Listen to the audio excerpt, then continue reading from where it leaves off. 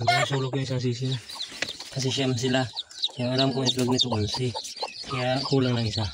Nandun yata sa sulok. Parang nakita ko na kanina. Ayun, ayun nga.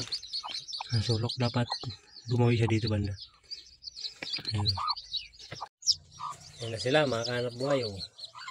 10 yung anak ng ating bantam. Bantam po ito. Ayan o, maliit na manok lang. Maliit na manok siya.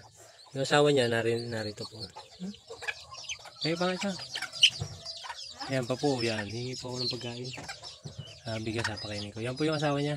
Ito po yung isang bantam na binili ko, magkasama siya. Tapos yung sisyo nila, yun o. Sisyo nila no, yun doon po. Ayan. Ayan, ito may sisyo na siyang lalaki o. So, po magbibinta na po ako nito.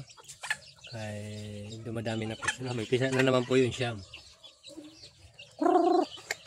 Ito yung unang pasisiyo ko. Yung pangalawa, bali nagsimatayan lahat. Ay may isa na punta sa Quezon. Binigay ko po sa ating kapatid. Tapos sila oh. Ayun yung bagong isa oh.